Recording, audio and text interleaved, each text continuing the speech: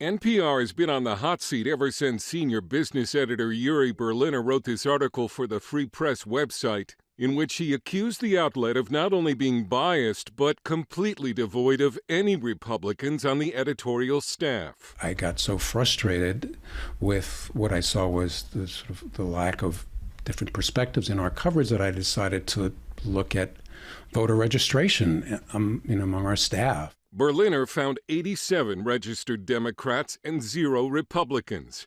NPR suspended Berliner for writing the article in violation of company policy. He then resigned. The NPR controversy has led to fresh debate over whether the government should be funding news coverage at all, let alone one-sided news coverage.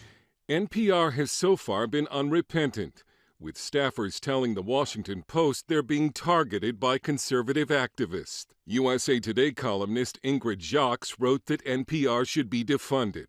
NPR is showing absolutely no inclination to change and seems to be brushing off these very alarming allegations. In a statement, National Public Radio CEO Catherine Marr said she and NPR remain committed to public service, editorial independence, and the mission to serve all of the American public. NPR is independent, beholden to no party, and without commercial interest. But Marr's social media history before becoming head of NPR shows a sharp partisan bent, once calling Donald Trump a deranged racist sociopath. That NPR is liberal is not surprising.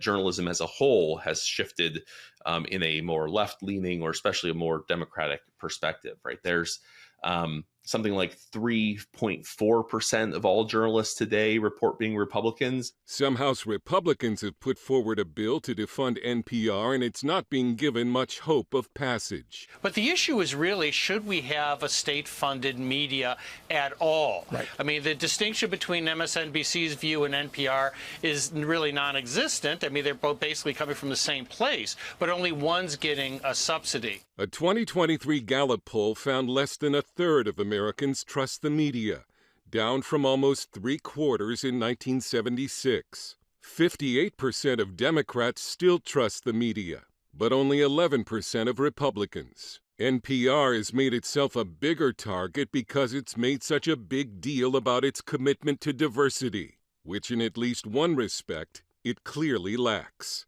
Dale Hurd, CBN News.